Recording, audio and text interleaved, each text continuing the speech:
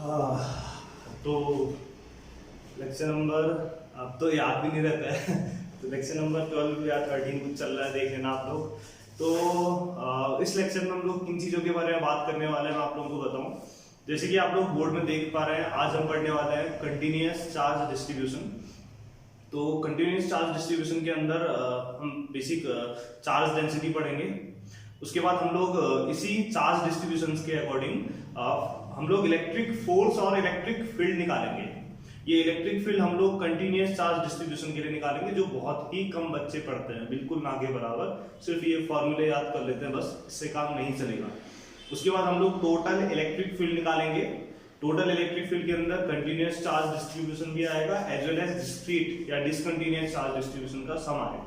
तो इतना चीज हम लोग पढ़ने वाले हैं। स्टार्टिंग में थोड़ा आसान लगेगा, धीरे धीरे लेवल इसका इंक्रीज करेगा।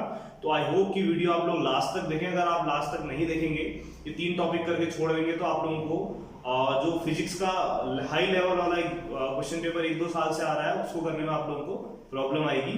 बाकी करते फिर इसको स्टार्ट करते, ठीक है। अब आप लोग के साथ चलते चलते भाई साहब, ये भी उसी दिन की पहले लेक्चर की थोड़ा तबियत ऐसी चल रही है, नासूर बोलते, नासार बोलते, कोई जैसे नासूर चल रही है, ठीक है। ओके, तो कंटिन्यूअस चार्ज डिस्ट्रीब्यूशन क्या होता है बेसिकली, देखो ना, जब हम एक्चुअल प्रैक्टिस में चार्ज की बात करते हैं, तो मैंने बोला ना कि चार्ज का आप लोगों को मैंने पढ़ाया था क्वांटाइजेशन, मतलब चार्ज को बेसिक क्वांटम के फॉर्म पे लिखते हैं। क्वांटाइजेशन ऑफ चार्ज के अकॉर्डिंग मैंने बोला था किसी भी बॉडी का जो चार्ज है वो प्लस माइनस n इंटू ई, ठीक है। n total number of electron जो दिए रहता है, और e एक इलेक्ट्रॉन का मैग्नीट्यूड है। बेसिकली हम ये बात करते हैं कि चार्ज क्वांटाइज रहता है। बट जब हम किसी बॉडी को चार्ज देते हैं ना, तो जब हम किसी बॉडी को चार्ज देते हैं, तो बेसिकली हम लोग जो हमारा चार्ज का मैग्नीट्यूड है, अमाउंट है, वो बहुत ज्यादा होता है। तो उस केस में एक सिंगल इलेक्ट्रॉन के मैग्नीट्यूड के फॉर्म पे उसको नहीं लिख सकते, मतलब बेसिक क्वांटम की फॉर्म पे चार्ज को नहीं लिखा जाता है। बेसिकली पानी की बात करें, पानी की एक बूंद के अंदर ही काम करते हैं हम लोग, बहुत सारे अमाउंट के पानी के साथ बात करते हैं। यहाँ पे भी यही है कि हम जब ज्यादा मैग्नीट्यूड की चार्ज के साथ बात करते हैं, तो वहां पर हम क्वांटाइजेशन ऑफ चार्ज या चार्ज का जो क्वांटम नेचर है उसको साइड में कर देते हैं। और उसके बाद हम लेते हैं कि चार्ज जो है किसी भी सरफेस पर यूनिफॉर्मली डिस्ट्रीब्यूट हो रहा है। यूनिफॉर्मली मतलब कंटिन्यूअसली डिस्ट्रीब्यूट हो रहा है। मैंने एक इसको छोटा सा समझाता हूँ आप लोगों को कि कंटिन्यूअस चार्ज डिस्ट्रीब्यूशन क्या होता है, ठीक है। जैसे कि एक बाल्टी है,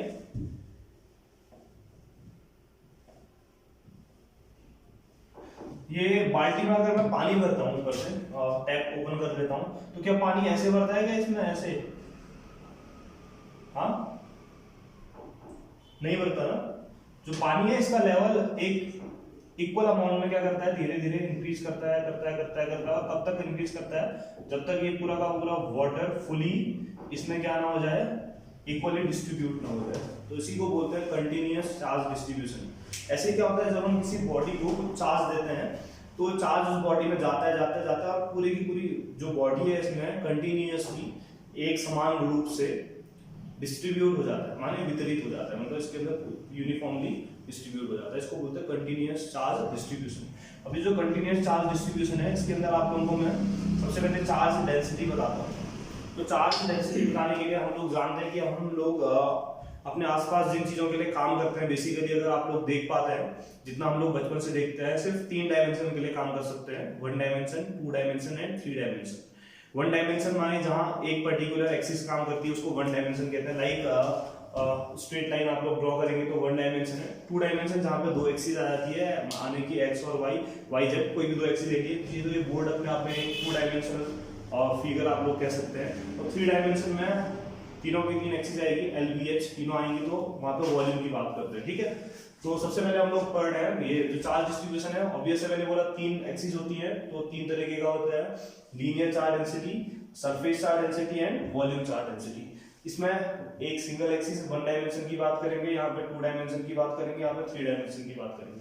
तो लीनियर चार्ज डेंसिटी में लाइन मतलब 1 डायमेंशन, ठीक है। तो लीनियर चार्ज डेंसिटी क्या होता है, सुनो। सपोज दैट मेरे पास एक वायर है पतला सा, तो ये वायर का देखो चार्ज डिस्ट्रीब्यूशन करना पड़ेगा ना। तो ये वायर को मैंने प्लस क्यू चार्ज दिया, चलो स्मॉल क्यू बना देते हैं, ठीक है। तो ये वायर है, ये वायर की जो लेंथ है ये है एल ले लेते हैं, ठीक है। एल लेंथ का एक वायर है, ये एल लेंथ के वायर को मैंने प्लस क्यू चार्ज दिया। जैसे ही प्लस क्यू चार्ज देता हूँ तो ये जो प्लस चार्ज है इस पूरे वायर में यूनिफॉर्मली डिस्ट्रीब्यूट हो जाता है कंटिन्यूअस चार्ज डिस्ट्रीब्यूशन से। तो जैसे ही यूनिफॉर्मली डिस्ट्रीब्यूट हुआ तो इस वायर का आप लोगों से पूछेगा लीनियर चार्ज डेंसिटी क्या होता है। तो इस वायर का जो लीनियर चार्ज डेंसिटी है इसको हम लोग दिखाएंगे लैम्डा से। और ये कैसे निकालता है इसको आप लोगों ने इवेल्युएट करना है। तो आप लोग देखिए कि वो वायर को आप लोगों ने कितना चार्ज दिया है। तो वो वायर को मैंने दिया क्यू चार्ज और वो वायर की लेंथ कितनी है एल। जो लीनियर चार्ज डेंसिटी है कैसे निकलेगा, जितना हम चार्ज दे रहे हैं और जितना उसकी लेंथ है इन दोनों का रेशियो, इसी को बोलते हैं लीनियर चार्ज डेंसिटी। और डिफाइन बनानी है तो आप लोग क्या करेंगे, जो डिनोमिनेटर में रहता है उसको यूनिटी ले लो। तो इफ n इक्वल टू 1 ले लेंगे तो कितना आ जाएगा बताओ, लैम्डा इक्वल टू कितना आ जाएगा q अपॉन 1।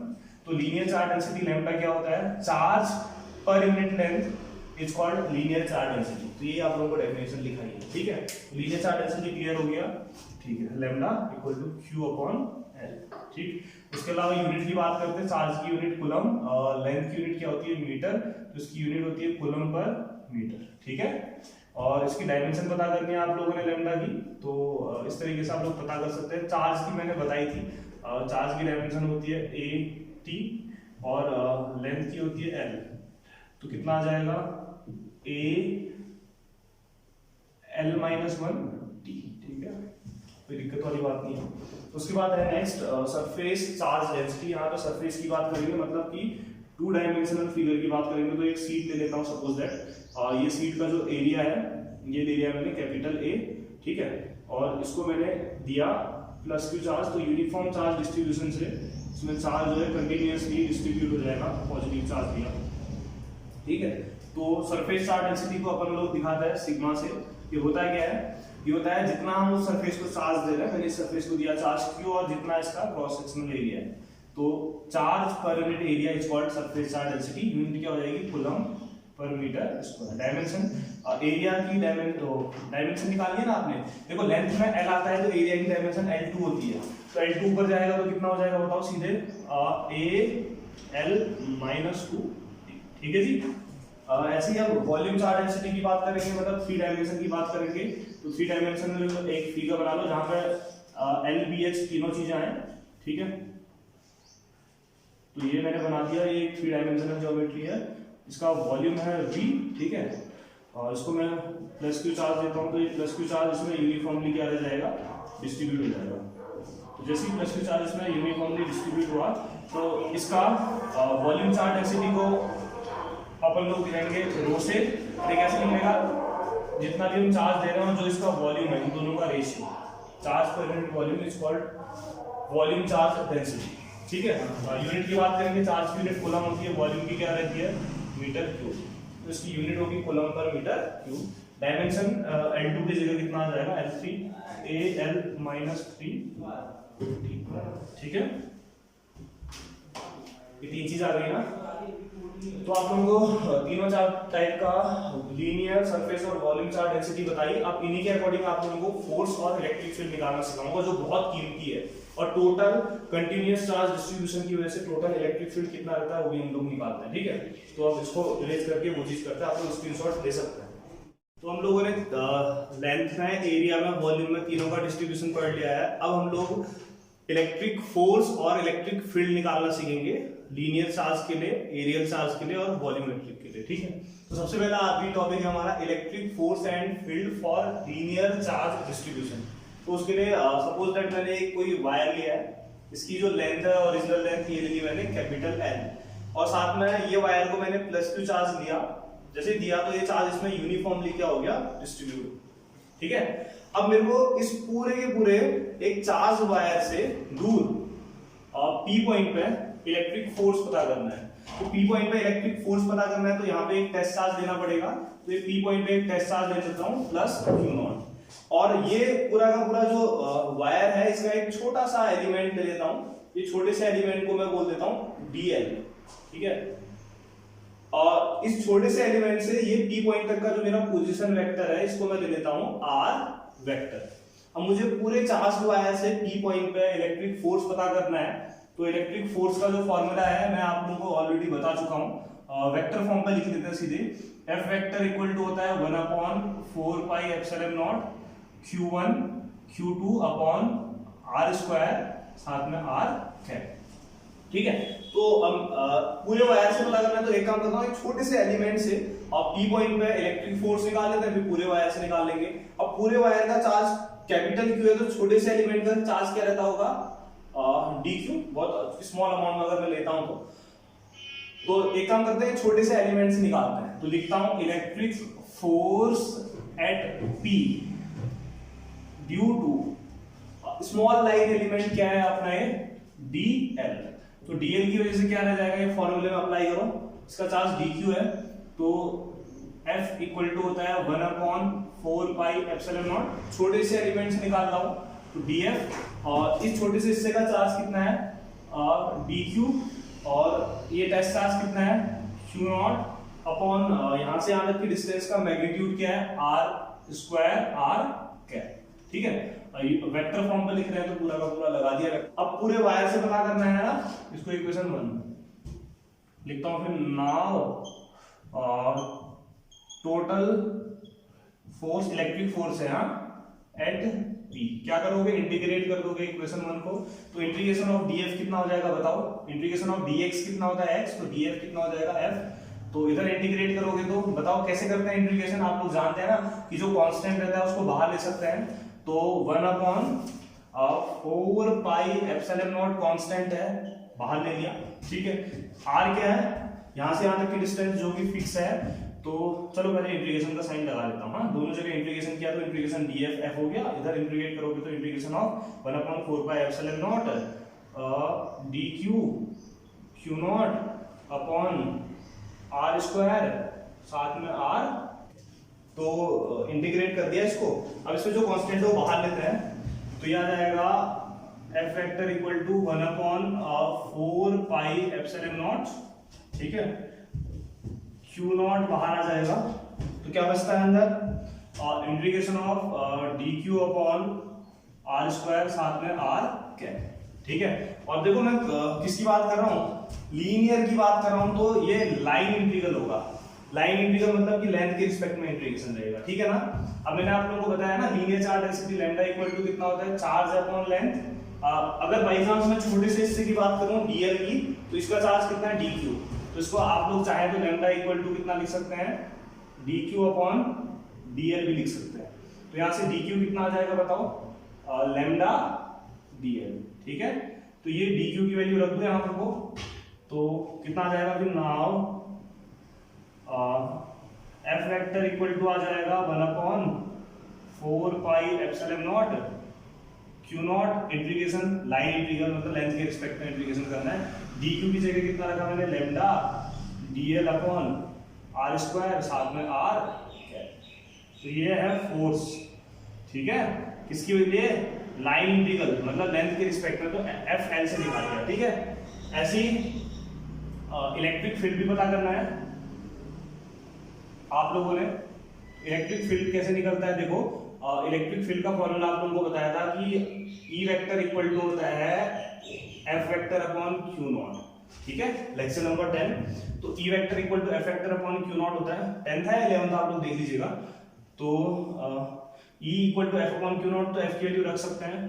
तो यहाँ से कितना आ जाएगा बताओ, E इक्वल टू F की जगह क्या रखते हैं, 1/4 pi epsilon not Q not integration of lambda dl upon r square साथ में r कैप। ठीक है, और पूरे के अपॉन में कितना Q नॉट। तो भैया देखो Q नॉट से Q नॉट कैंसिल हो गया, तो इलेक्ट्रिक फील्ड कितना आ जाएगा बताओ, हटा दो फिर इसको, ये कैंसिल हो गया है। इलेक्ट्रिक फील्ड का फॉर्मूला ये होता है। अब लीनियर के लिए है तो EL लिख लेंगे इसको। ठीक है, कोई दिक्कत तो नहीं है। तो FL और EL निकालना आ गया हम लोगों को। ठीक, अब ऐसे ही सरफेस चार्ज के लिए करते हैं, तो इसको लिख लेते हैं कहीं पे, ये काम आएगी चीजें ना। तो इसको लिख लेते हैं कि हमारा जो EL आया लीनियर चार्ज के लिए वो आया 1/4 pi epsilon naught integration of lambda dl upon r square r cap, line integral. ठीक है, अब ऐसे ही नेक्स्ट क्या होगा, electric force and field for surface. ठीक है, तो एक सरफेस ले लेते हैं, सपोज दैट कोई भी सरफेस ले लो, ये एक सरफेस ले ली जिसका एरिया मैंने ले लिया a, इसको चार्ज दिया मैंने कितना +q। जैसे ही +q चार्ज दूंगा तो क्या होगा, ये चार्ज इसमें यूनिफॉर्मली डिस्ट्रीब्यूट हो जाएगा क्योंकि कंटिन्यूअस चार्ज डिस्ट्रीब्यूशन पढ़ रहे हैं हम लोग, है ना। तो इस तरीके से हो गया। अब इसी के अंदर एक छोटा सा हिस्सा ले लेता हूं, ये छोटा सा हिस्सा, तो ये छोटे से हिस्से का एरिया कितना हो जाएगा dA और चार्ज कितना हो जाएगा dq। सरफेस के लिए 2 डायमेंशनल चीज, ठीक है। तो अब यहां से मेरे को पता करना है दूर कहीं पर ये छोटे से हिस्से का चार्ज dq, इसको ऐसे दिखाते हैं थोड़ा नीचे पे, हाँ dq। तो इससे मेरे को पता करना है दूर कहां पे, r डिस्टेंस दूर p पॉइंट पे जहां पे एक q0 टेस्ट चार्ज है, यहां पे मेरे को इलेक्ट्रिक फील्ड पता करना है या इलेक्ट्रिक फोर्स पता करना है। तो इलेक्ट्रिक फोर्स का फॉर्मूला ये होता है, अब electric force at p due to किसकी वजह से बताओ, dl नहीं, इसका एरिया कितना है कि dA, एरिया की बात कर रहे हैं ना लेंथ के बदले, तो कितना आ जाएगा बताओ, dF = 1/4πε0। ये छोटे से हिस्से का चार्ज कितना है, छोटे से हिस्से का चार्ज है dq और ये टेस्ट चार्ज कितना है q0 और यहाँ तक की डिस्टेंस r² है, ये तो ठीक हो जाएगा, ठीक है। और यहाँ तक कोई दिक्कत नहीं। और टोटल के लिए पता करना है तो इंटीग्रेट कर दोगे इसको पूरी सरफेस के लिए, अगर आप लोगों ने इलेक्ट्रिक फोर्स पता करना है, यहाँ तक भी कोई दिक्कत नहीं। फिर इसके बाद q0 कांस्टेंट है, ये बाहर आ जाएगा, बहुत अच्छी बात, ये बचेगा। और लेकिन आज सरफेस की बात कर रहे हैं, किसकी बात कर रहे हैं, सरफेस की, मतलब कि एरिया की बात कर रहे हैं, ए एरिया, ठीक है। इससे पहले लेंथ की बात की तो एल लिया, मतलब कि सरफेस इंटीग्रल हो गए, ठीक है। तो सरफेस को एस भी लिख सकते हैं या एरिया इंटीग्रल कह सकते हो आप। अब मैंने आप लोगों को बताया था ना कि सरफेस की बात कर रहे हैं तो सरफेस चार्ज डेंसिटी को लैम्डा से नहीं दिखाते हैं, किससे दिखाते हैं, सिग्मा से दिखाते हैं, किससे दिखाते हैं। और ये क्या होता था, चार्ज पर यूनिट क्या होता है, एरिया। अब बाई चांस छोटे से एरिया dA की बात करूंगा तो कितना आ जाएगा, सिग्मा = dq अपॉन कितना आ जाएगा dA, dq = कितना आ जाएगा सिग्मा dA। आया समझ में, तो रख दूं dq की जगह कितना आ जाएगा सिग्मा dA, तो ये फोर्स हो जाएगा इसकी वजह से, एरिया की वजह से। फील्ड पता करना है तो A वही चीज है, और q0 से जब f की वैल्यू रखोगे तो q0 से q0 कट जाएगा, है ना, सीधे लैम्डा के बदले कितना आ जाएगा सिग्मा dl की जगह कितना आ जाएगा dA। आगे पर में एरियल है तो a ले लो या s ले लो, कोई दिक्कत तो नहीं है। ये हो गया, ठीक है, एरिया वाला हो गया, और लीनियर हो गया, सरफेस हो गया, या चलो इसको सरफेस के लिए ऐसे ही लिखा, ठीक है, ऐसे ही लिखा चल जाएगा। अब क्या होगा नेक्स्ट बताओ, वॉल्यूम। तो वॉल्यूम के लिए क्या लेंगे हम बताओ, कोई 3 डायमेंशनल ऑब्जेक्ट लेंगे ना, तभी तो वॉल्यूम आएगा। तो ये 3 डायमेंशनल ऑब्जेक्ट ले लिया मैंने,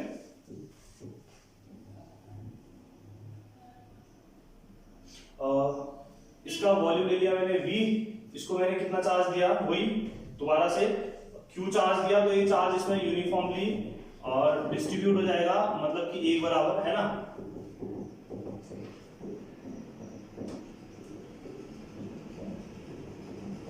तो चार्ज यूनिफॉर्मली डिस्ट्रीब्यूट हो गया, तो इसके अंदर एक छोटा सा हिस्सा ले लेता हूं, छोटा सा हिस्सा लिया, तो बताओ इसका वॉल्यूम कितना हो जाएगा dV, और छोटे से हिस्से का चार्ज कितना हो जाएगा dQ। तो ये छोटे से हिस्से से r डिस्टेंस दूर, ठीक है, P पॉइंट पे मैंने एक टेस्ट चार्ज ले लिया +q0, और यहाँ पर को इलेक्ट्रिक फोर्स और फील्ड पता करना है। तो फोर्स का फॉर्मूला यही है। अब लेकिन मैं छोटे से एरिया के बदले किसकी बात कर रहा हूँ, वॉल्यूम, तो dA के बदले dV आ जाएगा, ठीक है। तो ये तो ऐसा ही रहेगा, उसके बाद यहाँ पर को भी ऐसा ही रहेगा, उसके बाद यहाँ पे भी कोई चेंज नहीं आएगा मैंने। लेकिन अब वॉल्यूम की बात कर रहे हैं तो वॉल्यूम चार्ज डेंसिटी को किससे दिखाते थे, रो से, और ये चार्ज पर यूनिट क्या होता था, वॉल्यूम, ठीक है ना, रो चार्ज पर यूनिट वॉल्यूम, ठीक है। तो ये dV और यहाँ पे आ जाएगा रो, और वॉल्यूम चार्ज डिस्ट्रीब्यूशन है तो v वॉल्यूम इंटीग्रल करेंगे, और यहाँ पे आ जाएगा रो, क्या आ जाएगा dV, ठीक है। इलेक्ट्रिक फील्ड पता करना है तो वॉल्यूम के लिए ये है, वॉल्यूम के लिए ये है, तो वॉल्यूम ये आ जाएगा रो, ये आ जाएगा dV, ठीक है। तो volume charge distribution, linear charge distribution, surface charge distribution तीनों करनी है। तो बताओ कोई तुमसे पूछेगा कि टोटल कंटीन्यूअस चार्ज डिस्ट्रीब्यूशन में इलेक्ट्रिक फील्ड कितना रहता है, ठीक है। कंटिन्यूअस चार्ज डिस्ट्रीब्यूशन में इलेक्ट्रिक फील्ड कितना रहता है, तो कंटिन्यूअस चार्ज डिस्ट्रीब्यूशन में इलेक्ट्रिक फील्ड कैसे निकलेगा बताओ। लीनियर चार्ज डिस्ट्रीब्यूशन में जितना निकला, सरफेस चार्ज डिस्ट्रीब्यूशन में जितना निकला और वॉल्यूम चार्ज डिस्ट्रीब्यूशन में जितना निकला, तीनों को ऐड करोगे। लीनियर के लिए निकला था 1/4 pi epsilon naught integration of lambda dl upon r square r cap, ठीक है, लीनियर के लिए। सरफेस के लिए 1/4 pi epsilon naught integration of sigma dA upon r square r cap, ठीक है, प्लस वॉल्यूम के लिए 1/4 pi epsilon naught integration of rho dV, ऐसा ही तो था ना, r स्क्वायर r कैप, ठीक है। इसके आगे देखिए, ये लीनियर था, ये सरफेस था, ये वॉल्यूम था, कुछ कॉमन आ रहा है, तो 1/4 pi epsilon naught integration of L lambda dl upon r square r cap plus surface integral sigma dA upon r square r cap plus volume rho dV upon r square r cap, ठीक है। तो ये है continuous charge distribution के लिए। तो जब continuously uniformly charge distribute रहेगा तो टोटल इलेक्ट्रिक फील्ड ऐसे निकालेंगे, ठीक है। अब लेकिन कभी कभी ऐसा है कि हमेशा जो चार्ज है यूनिफॉर्मली डिस्ट्रीब्यूटेड रहे, ठीक है, कहीं कहीं पे रहता है चार्ज डिस्क्रीट मतलब कि डिसकंटिन्यूअस। तो ये तो कंटिन्यूअस के लिए है, और डिसकंटिन्यूअस के लिए तो आप लोगों को पता ही है। फॉर डिसकंटिन्यूअस तो इलेक्ट्रिक फील्ड क्या रहता है, डिस्क्रीट इलेक्ट्रिक फील्ड मतलब जब चार्ज यूनिफॉर्मली डिस्ट्रीब्यूट ना रहे तो आप कैसे निकालते हो बताओ। ये आपका होता है 1/4 पाई एप्सिलॉन नॉट, ठीक है, Q जो भी डिस्क्रीट चार्ज है अपॉन कितना हो जाता है r स्क्वायर साथ में r कैप। तो टोटल इलेक्ट्रिक फील्ड कैसे निकालोगे, कोई पूछेगा कि कंटिन्यूअस और डिसकंटिन्यूअस का टोटल इलेक्ट्रिक फील्ड, तो E continuous plus E discrete, इन दोनों की वैल्यू आप लोगों को सिखाई है मैंने। E कंटिन्यूअस की यहाँ पर को रख दोगे, E डिस्क्रीट की रख दोगे, वही आप लोगों का सॉल्यूशन होगा, ठीक है।